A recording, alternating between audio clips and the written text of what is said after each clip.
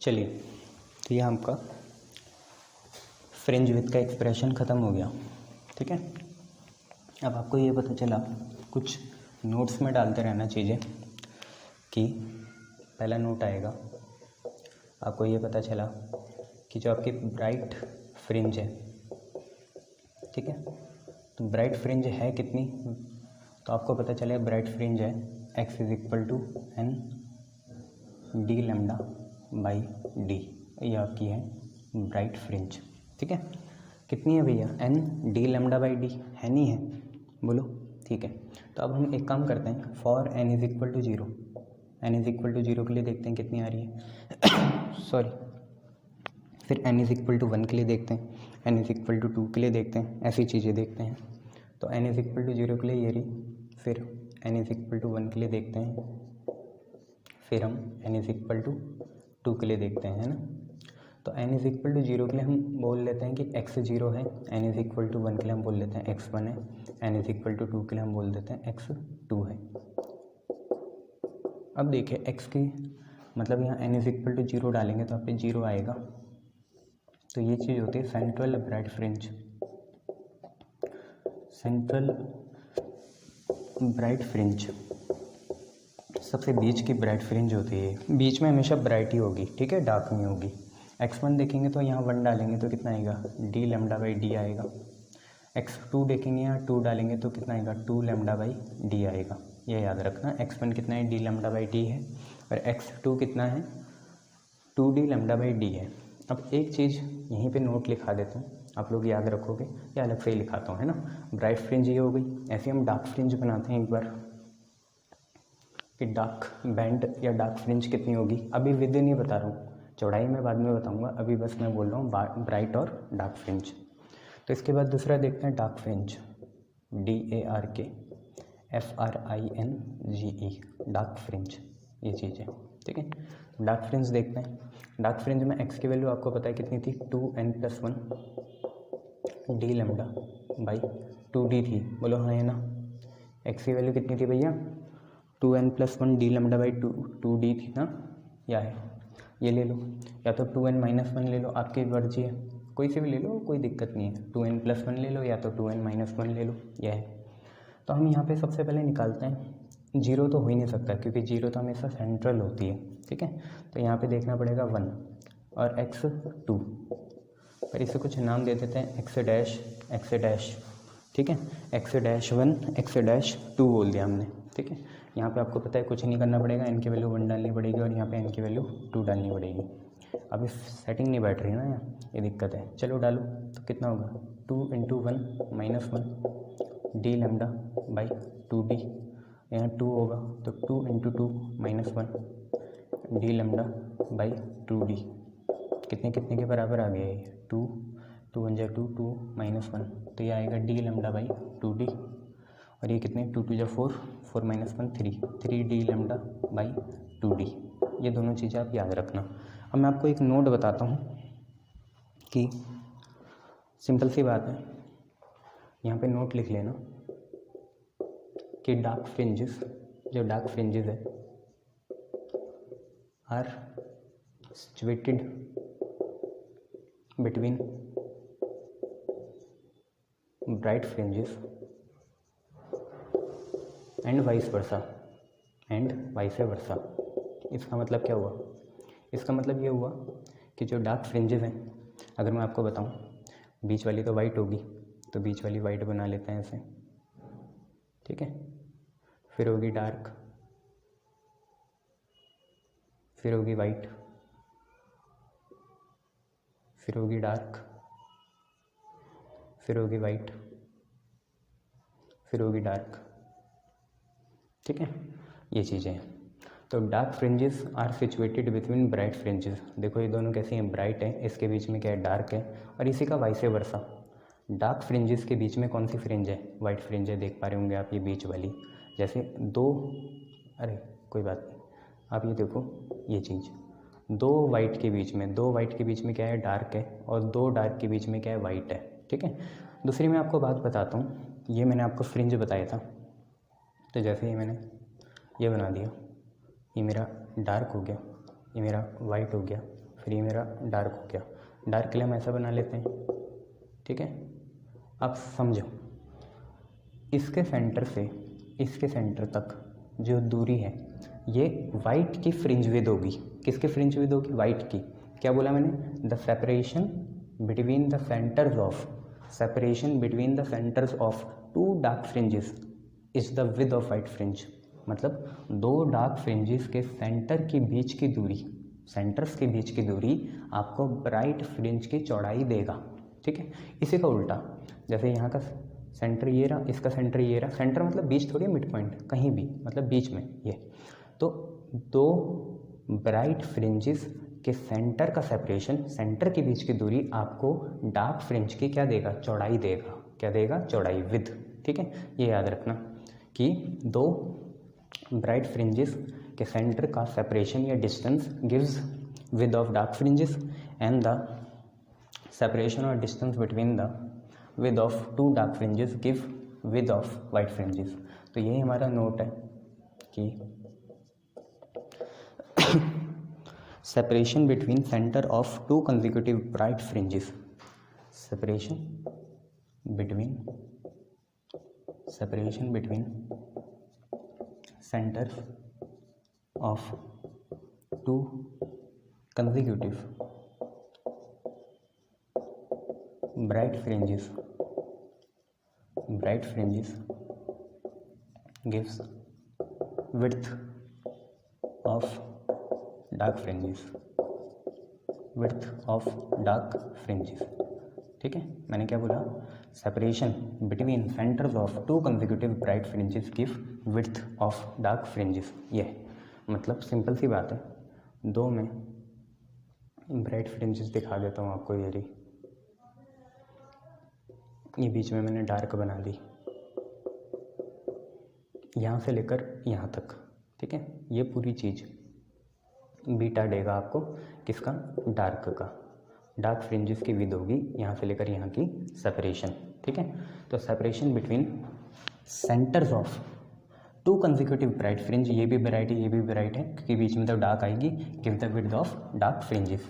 मतलब beta dark आपको कैसे मिलेगा? आपको सेपरेशन करनी पड़ेगी दो कंसेक्यूटिव ब्राइट फ्रिंजेस की। इसका मतलब बीटा डार्क आपको कैसे मिलेगा? आपको डिस्टेंस लेना पड़ेगा ब्राइट का, तो xn माइनस xn माइनस 1 ये करना पड़ेगा। और ये दोनों ही चीज़ें किसकी हैं? ब्राइट की हैं। डार्क की विद निकालने के लिए आपको क्या लेना पड़ेगा? ब्राइट की हॉरिजॉन्टल डिस्टेंसेस लेने पड़ेंगे, ठीक है। ये क्लियर है इतना? ठीक है। तो बीटा डार्क कैसे निकलेगा कि आपको सेपरेशन करनी पड़ेगी दो के ब्राइट की। अच्छा, bright xn minus xn minus 1 है, तो अगर मैं x2 ले लूँ, अगर ये 2 है तो ये 2 माइनस x होगा x1, ठीक है। तो ये कितने के बराबर आएगा? बीटा डार्क ब्राइट से ही निकलेगा। ये चीज़ें दोनों किसकी हैं? ब्राइट की है। ब्राइट का आपको पता है 2 पे क्या आएगा? ब्राइट का जनरली होता है x कितना? n d lambda by D. तो अगर 2 है तो ये आएगा 2d लैम्डा बाई डी, और 1 है तो कितना आएगा? 1d lambda by D. आपको पता है दोनों में d लैम्डा बाई डी क्या आ जाएगा? कॉमन आ जाएगा। यहाँ से 2 आएगा, यहाँ से 1 आएगा, 2 माइनस 1 कितना हो गया? 1 हो गया। तो जनरली ये बराबर आएगा डी लैम्डा बाई डी के। मतलब बीटा डार्क कुछ और नहीं है, कितना है? डी लैम्डा बाई डी है। क्लियर है इतना? हाँ। अगर आपको डार्क फ्रिंजेस की विड्थ चाहिए तो आपको सेपरेशन निकालना पड़ेगा ब्राइट फ्रिंजेस के विड्थ से, ठीक है। ये है, या सेंटर से निकालना पड़ेगा, ये आप याद रखें। चलिए ऐसे ही देखिए नया क्या, separation between centre of to consecutive dark fringes give width of bright fringes. ये आपकी नई चीज़ है, ये मिटा देते हैं, ये भी मिटा देते हैं और आपको दोबारा दिखाते हैं। मान लो 2 डार्क फ्रिंजेस बनाई हमने, ये हमारी 2 डार्क फ्रिंजेस हो गई, ठीक है। इनके सेंटर्स ये रहे, इस सेंटर्स के बीच की दूरी देंगे बीटा ऑफ ब्राइट, ठीक है। मतलब फ्रिंज विद ऑफ ब्राइट, यही लिखा हुआ है separation between centres of two dark fringes give width of bright fringe. Bright fringe की विद मिलेगी, मतलब अगर आपको बीटा ब्राइट चाहिए तो आपको सेपरेशन करना पड़ेगा किसका? x dash n minus x dash of n minus 1। X dash क्या है, ये डार्क के हैं, ठीक है, ब्राइट से डार्क मिलेगा, डार्क के सेपरेशन से ब्राइट की विधि मिलेगी और ब्राइट के सेपरेशन से डार्क की विधि मिलेगी, ठीक है। तो x n dash minus x dash n minus 1 करना पड़ेगा आपको, इतना याद आ जाएगा, ठीक है। अगर आपको याद हो तो एक्स डैश मैंने आपको बताया था कितना होगा, 2n-1 या 2n+1 D lambda by 2d। अगर आप 2n+1 लेके भी करोगे तो कोई दिक्कत वाली बातें नहीं है। तो ये आपको रिलेशन याद होनी चाहिए कि डार्क के लिए आती है 2n-1 D lambda by 2d यानी चाहिए। यहाँ पे करेंगे तो देखो एक्स डैश एन है तो एन के लिए तो एन ही रहेगा, तो ये हो जाएगा 2n-1 D lambda by 2d minus x dash n-1 है, मतलब जहाँ n है वहाँ अब हमें n-1 डालना है। जब n था तो n रहा, अब n-1 डालेगा इसकी जगह, तो होगा 2 टाइम्स ऑफ, यहाँ पे देखिए n की जगह कितना आएगा, n-1 ब्रैकेट क्लोज, बाहर चल रहा है D lambda by 2d। Sir ये क्या कर दिया आपने, कुछ नहीं बेटा, जब n है तो n लगाया, जब n-1 है तो यहाँ n-1 लगा दिया। क्लियर है इतना, गुड। तो हमने D lambda by 2d common ले लिया, D lambda by 2d common लिया, यहाँ से आया 2n-1 और वहाँ से कितना आया, वहाँ से आया माइनस कितना 2 टाइम्स ऑफ, ब्रैकेट बना लेते हैं, इसको ऐसे लिखते हैं, दोबारा बता देता हूँ, ये लिखा पहले 2n-1 फिर माइनस लगाया, ब्रैकेट है 2 times of n-1 bracket close, ये चीज़ें हैं। अब इसे खोलेंगे, ठीक है। तो देखिए कितना आएगा, डी लैम्डा बाई 2d, यहाँ से आ गया 2n-1, यहाँ से आएगा माइनस के अंदर क्या, सबसे पहले आएगा 2n, फिर क्या आएगा माइनस का 2, फिर क्या आएगा माइनस का 1 आएगा। क्लियर है, माइनस का 2 और माइनस का 1 आएगा। क्लियर इतनी बात, 2n माइनस का 2 माइनस का 1। अब इसे आगे बढ़ाएंगे तो यह है डी लैम्डा, यहाँ पे 2d, अंदर देखिए कितना है 2n-1 है, 2n-1 फिर कितना है माइनस का 2n आएगा, ठीक है, और अंदर ही सॉल्व होगा, -2 -1 कितना होगा -3, बाहर जाके भी माइनस है तो ये आ जाएगा +3। क्लियर है, 2n से 2n कैंसिल होगा और फिर यहीं कर लेते हैं, कितना आएगा बीटा ब्राइट, ठीक है, यहाँ से आएगा डी लैम्डा बाई 2d, अंदर देखिए कितना है 2n-1 है, 2n-1 ओह 2n-1 तो कैंसिल हो गया था ना, यहाँ पे कितना है 3 - 1 2 है, ठीक है, 2 से 2 कैंसिल होगा तो बीटा ब्राइट, फिर दोबारा कितना आया डी लैम्डा बाई डी आया। अरे तो बीटा डार्क भी इतना था और बीटा ब्राइट भी इतना है, तो यही तो बोल रहा हूँ, they are equally space, they have same width हमेशा सेम ही होगी, चाहे ब्राइट हो चाहे डार्क हो, इसका मतलब बीटा डार्क और बीटा ब्राइट सेम ही आएगा, ठीक है, ये आपको बात याद रखनी है। क्लियर है बच्चों, गुड। ना अगर आप एक बात मान लो, मैंने आपसे बोला इसकी एंगुलर चौड़ाई कितनी है, अब एक नया नोट आएगा कि एंगुलर विड्थ कितनी है, विड्थ,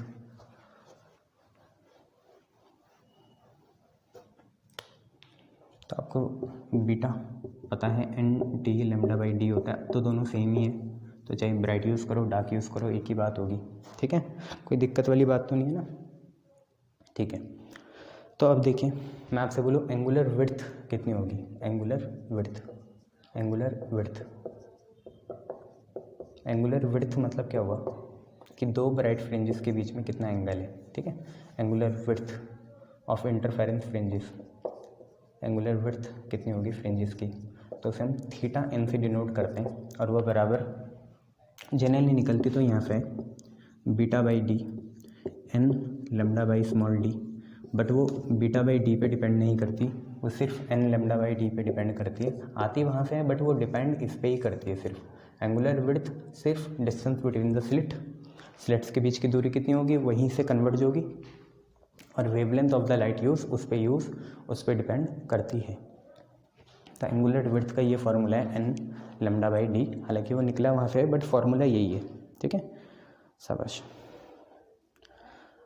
ये तो आपको पता ही है कि विड्थ कितनी होगी ईच फ्रिंज की, हर एक फ्रिंज की विड्थ कितनी होगी तो ये तो आपको पता ही है बीटा के बराबर होता है, और वो आपने अभी देखा कितना आता है, D lambda by small D, ना एन ना 2n-1 दोनों सेम ही आता है। मान लो कि मैं पूरे यंग डबल स्लिट के एपरेटस को किसी दूसरे मीडियम में ले गया, मैं पूरे यंग डबल स्लिट के एपरेटस को पूरे दूसरे मीडियम में ले गया। If whole Young double slit experiment, note डाल के लिख लेना, apparatus is kept in medium जिसका रिफ्रैक्टिव इंडेक्स है म्यू। ठीक है, पूरे यंग डबल स्लिट के एपरेटस को मैं एक ऐसे मीडियम में ले गया जिसका रिफ्रैक्टिव इंडेक्स म्यू है। तो क्या क्या सेम रहेगा, जरा वो देखो यार। आप बॉल को पानी में फेंको तो वो सिकुड़ थोड़ी जाती है, एक्सपेंड थोड़ी हो जाती है, तो डी, कैपिटल डी, ये रहेंगे सेम। ठीक है, चेंज क्या होगा, देखो लैम्डा चेंज होगा, क्योंकि लाइट की वेलोसिटी चेंज होगी तो लैम्डा भी क्या होगा, चेंज होगा। मैं आपको बता दूं बीटा न्यू मीडियम में कितना होगा, बराबर होगा beta old upon refractive index mu, ये याद रखना। Beta new is equal to beta old upon refractive index mu. अगर ये फॉर्मूला याद रख लो तो हम ये भी देख सकते हैं क्या होगा। मान लो बीटा न्यू क्या होगा, आपको पता है सर होगा तो एन ही होगा, डी होगा, डी होगा, आपको पता है होता है n d lambda by small d. तो न्यू का लैम्डा मैं लैम्डा 2 मान लेता हूँ, कोई दिक्कत नहीं है। और बीटा ओल्ड कितना होगा, बीटा ओल्ड होगा, एन तो वही रहेगा, डी वही रहेगा, स्मॉल डी वही रहेगा, और पुरानी वेवलेंथ लैम्डा 1 थी। तो यहाँ से वही कंडीशन आ गई, कोई दिक्कत वाली बात नहीं है। बीटा न्यू कितना हुआ, एक तो फार्मूला याद रखना, दूसरा बीटा न्यू देखो n d lambda 2 by d, beta old होगा n d lambda 1 by small d, यहाँ पे रहेगा म्यू।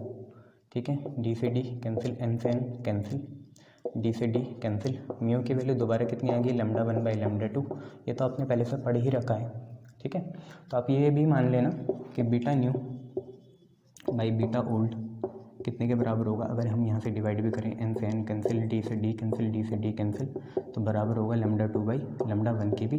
ये आपका दूसरा फार्मूला बन चुका है। पहला फार्मूला यह है, दूसरा ये है, दोनों याद रखना, बीटा न्यू और बीटा ओल्ड दोनों का। क्लियर है भैया, इतना याद रख लेना।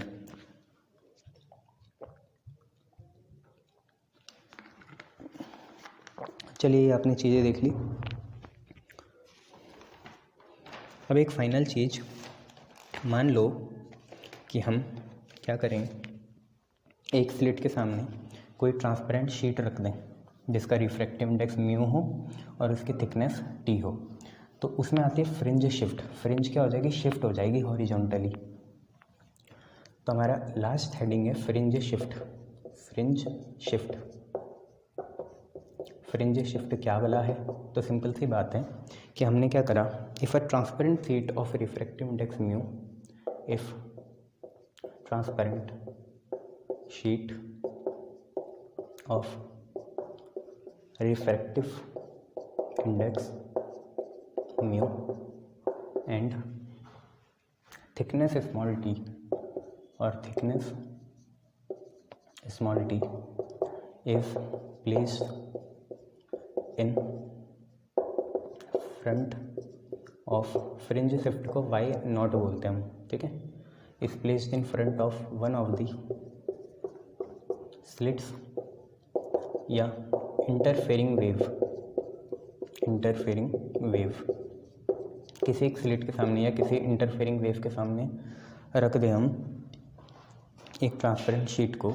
जैसे आपने देखा था दो स्लिट्स थी, इसके सामने हमने ये रख दिया, एक टी थिकनेस का म्यू रिफ्रैक्टिव इंडेक्स का हमने एक वो रख दिया। तो अगर बीटा पहले यहाँ बन रहा था तो अब थोड़ा यहाँ बन जाएगा, शिफ्ट हो जाएगा, कितना डिस्टेंस, वाई नॉट, यही देखने में बीटा अब यहाँ बनेगा। ठीक है, इंटरफेरेंस शिफ्ट हो गया। तो उसी का फार्मूला आपको याद रखना है। फार्मूला क्या होता है, फार्मूला बेसिकली सिंपल सा होता है, फ्रिंज शिफ्ट होती है हमारी वाई नॉट, बराबर होता है बीटा अपॉन लैम्डा, साथ में यहाँ पे होता है म्यू -1 और साथ में यहाँ पे होता है स्मॉल टी। बीटा होती है आपके फ्रिंज विद, वाई नॉट क्या है, फ्रिंज शिफ्ट, यह है फ्रिंज विद, यह है फ्रिंज का shift, lambda wavelength of light, mu refractive index, T आपकी है थिकनेस। ठीक है, ये याद रखना। अब एक सिंपल सी बात है कि शिफ्टिंग किस साइड होगी, shifting is towards sheet side, sheet की जो साइड है उसकी साइड होगी, ठीक है। शिफ्टिंग किस साइड होगी, शीट की साइड होगी। जैसे ये बीटा है, ये शीट की साइड की तरफ शिफ्ट हो जाएगा, ठीक है, without any change in beta. Beta की लेंथ में कोई चेंज नहीं आएगा, बीटा में कोई चेंज नहीं आएगा, बट शिफ्टिंग जो होगी शीट की साइड हो जाएगी, ठीक है। ये आपको याद रखना है। तो यहीं पे आपका इंटरफेरेंस ख़त्म होता हुआ, बाकी चीज़ें हम बाद में देखेंगे। क्लियर है। एक और चीज़ है सस्टेन्ड इंटरफेरेंस, तो वो बाद में देखेंगे। यहाँ पे इसे ख़त्म करते हैं और हम अपना नई यूनिट शुरू करते हैं। डिफ्रैक्शन पोलराइजेशन बहुत छोटा है, वो भी ख़त्म हो जाएगा, ठीक है। गुड।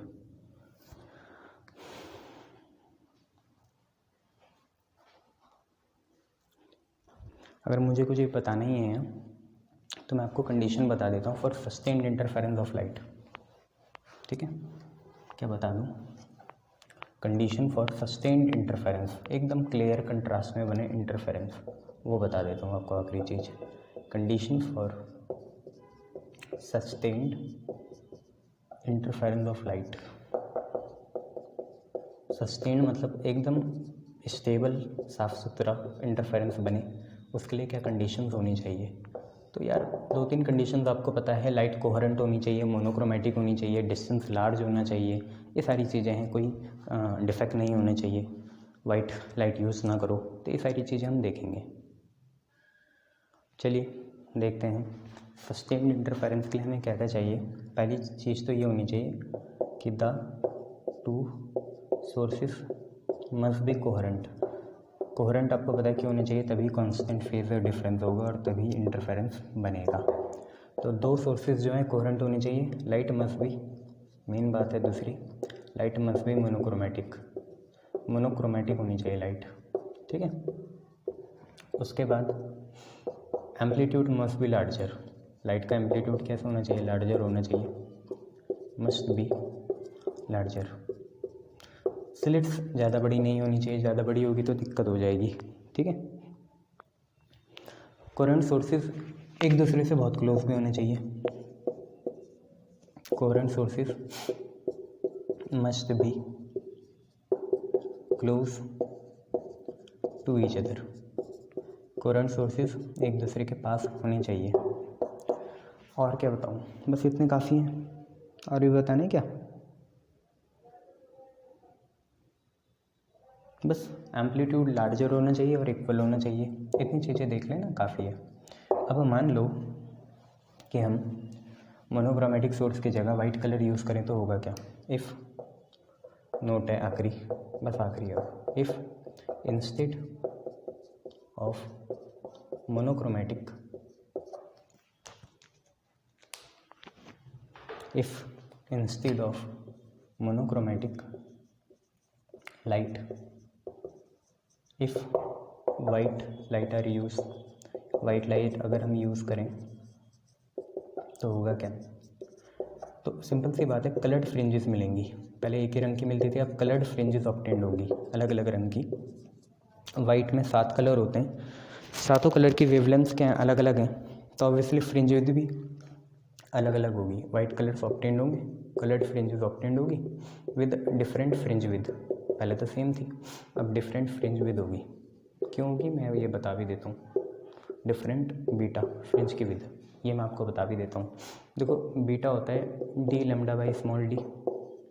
डी और डी तो यार एपरेटस की प्रॉपर्टी है, बीटा डायरेक्टली प्रोपोर्शनल होगा लैम्डा के।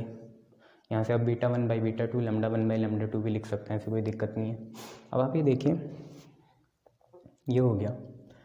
तो सिंस रेड की वेवलेंथ वायलेट से क्या है, ज़्यादा है, मैं 2 कलर का बता देता हूँ, बाकी बीच का भी होगा। तो बीटा और लैम्डा के बीच में डायरेक्ट है, तो रेड की जो फ्रिंज विड्थ होगी वो वायलेट से बहुत ज़्यादा होगी, तो यहाँ पे अनइक्वल फ्रिंज विड्थ आएगी, ठीक है।